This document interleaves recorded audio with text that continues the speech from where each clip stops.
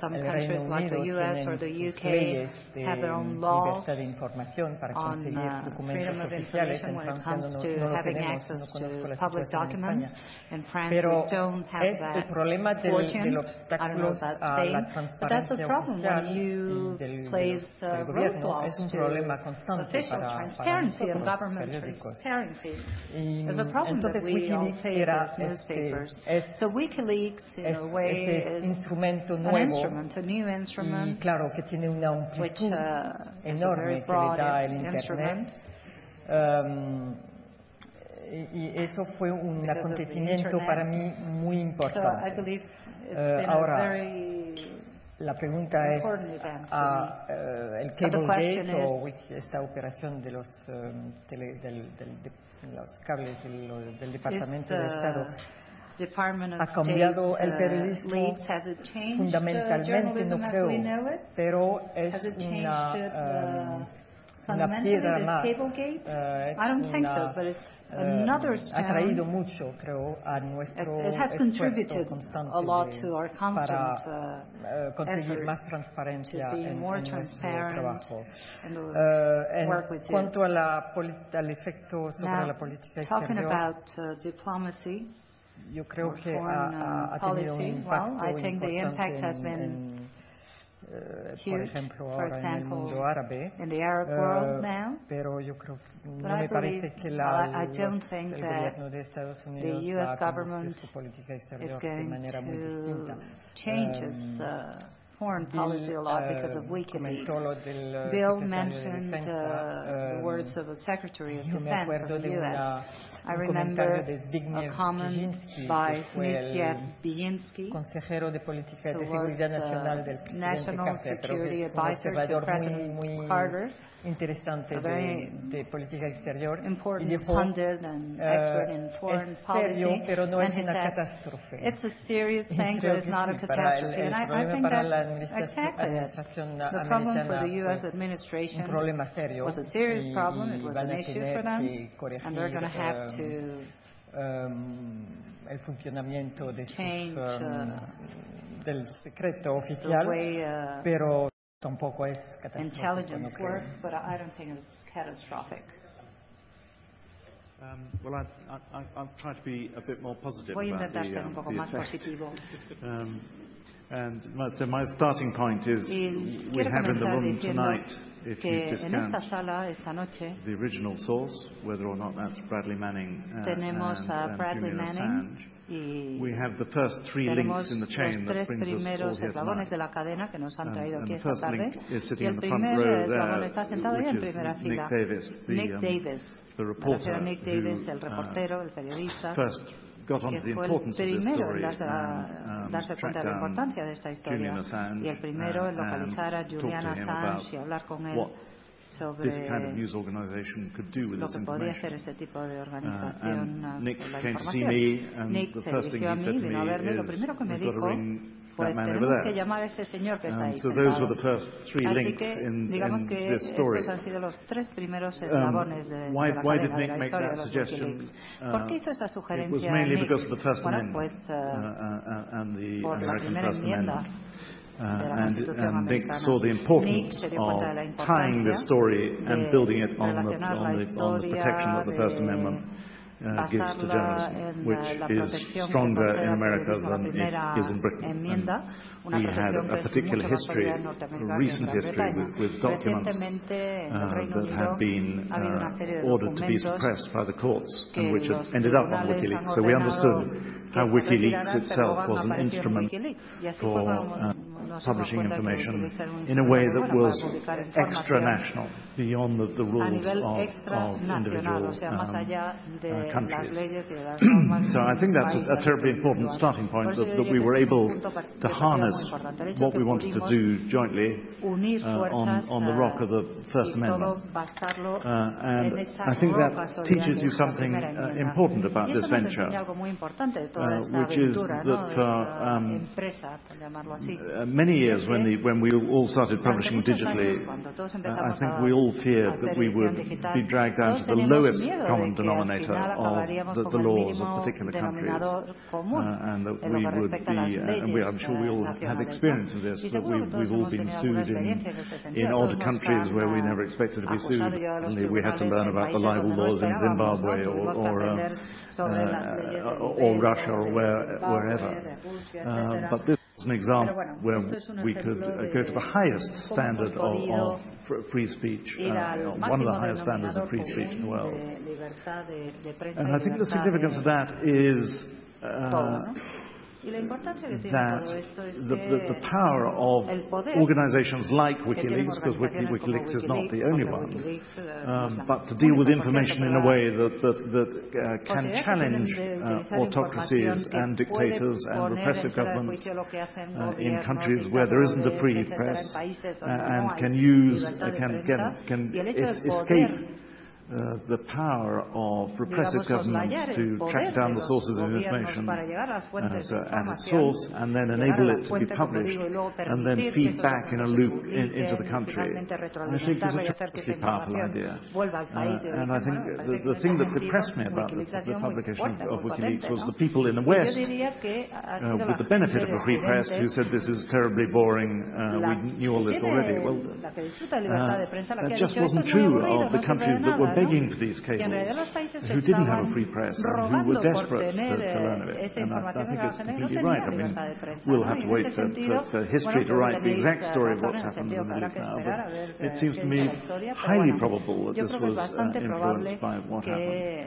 And so I think there is a big story here about this ability to publish beyond the boundaries of states, to escape the restrictions that are in the countries, and appeal to the highest standards of law and free speech. And I think the people who have built technology that enable you to do that, in partnership with the kind of organizations that are represented here tonight, I think that is the real excitement about what is happening.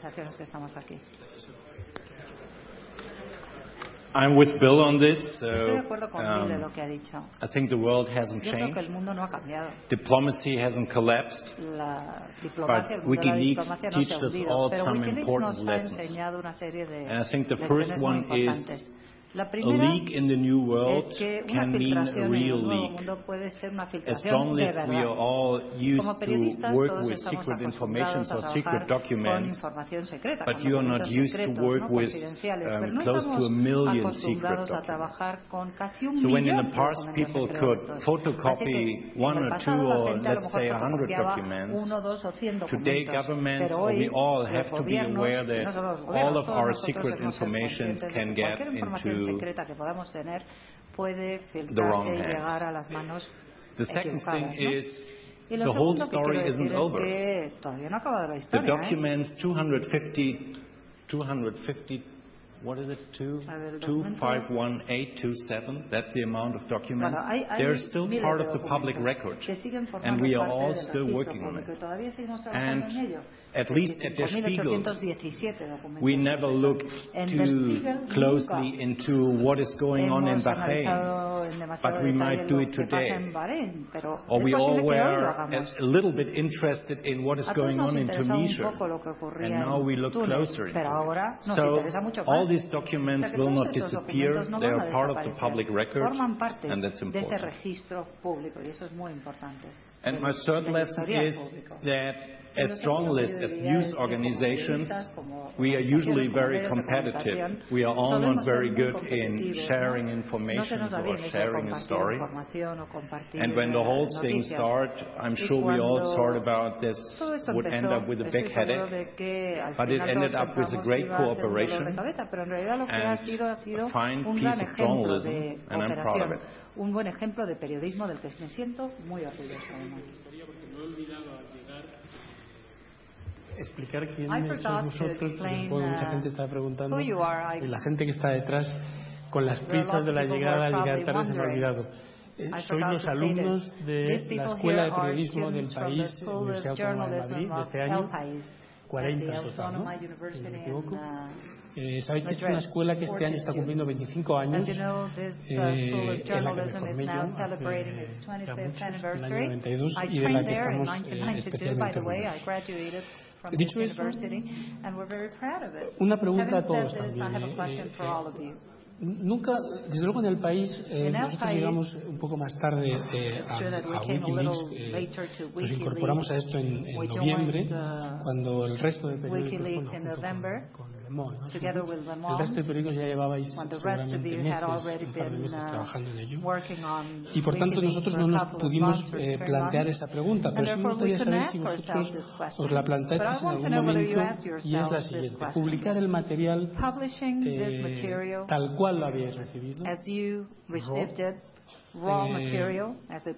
o por el contrario, naturalmente, inmediatamente entendisteis que había que hacer el trabajo que finalmente hicimos todos. Esa es la primera pregunta. Y luego, naturalmente, ligada a esta, si pensáis que el impacto global en términos de audiencia y de la extensión que ha tenido hubiese sido el mismo si simplemente se hubiese puesto a disposición de la gente los cables tal cual como muchas voces han pedido, y naturalmente de ahí se deriva una reflexión importante para el oficio y para la deontología profesional. Yo creo personalmente que las exigencias que nos planteaba ese material de alguna manera suponen una reivindicación de las habilidades tradicionales de los periodistas y del oficio tradicional frente a la idea de que la transparencia inmediata y el acceso inmediato, la posibilidad de distribuir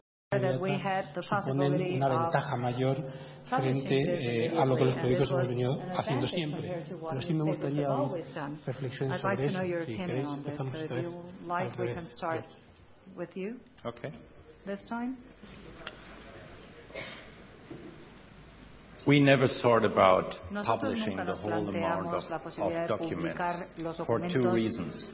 Tal y como nos llegaron. The documents por dos razones. Don't explain you too much.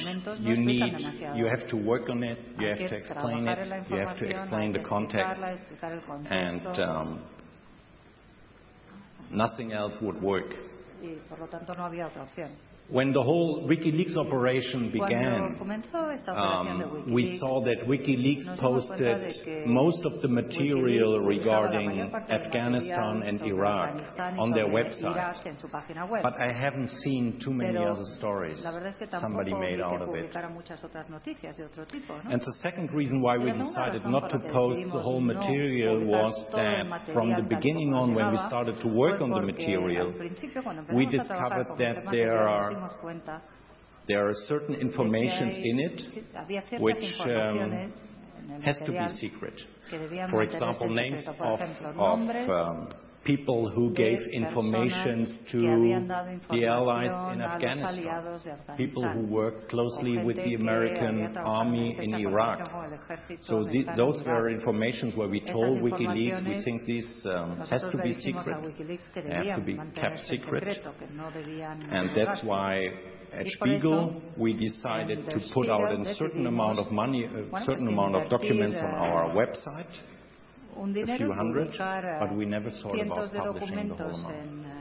Nuestra página web, pero no lo publicamos todo tal y como we didn't think about it for very long. Nosotros la verdad es que tampoco tuvimos que pensarlo mucho. Viendo los documentos, como decía George, nos dimos cuenta que si lo hubiéramos publicado todo y tal y como nos llegaba, al final hubiéramos expuesto un gran riesgo a personas totalmente inocentes.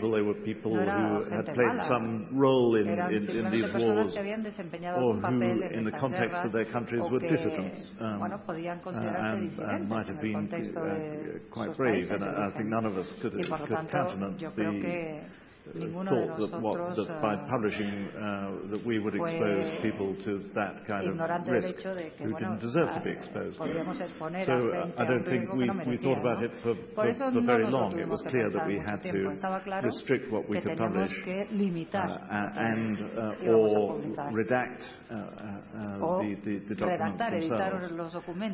And we I think it's part of the way that we work successfully, that we set up teams to do that, and people who didn't get their names in headlights, but who perform that incredibly responsible role of making these documents safe. And I think to date nobody has been able to prove that anybody has come to harm as a direct result of the publication of these documents, and I believe we would have heard about it if they had. On the second point, as to the impact of print, I think it's unquestionable that the act of going through these documents as journalists with people who went in with a specific knowledge of Afghanistan or Iraq or of the particular countries or issues that we covered, found the stories and enabled them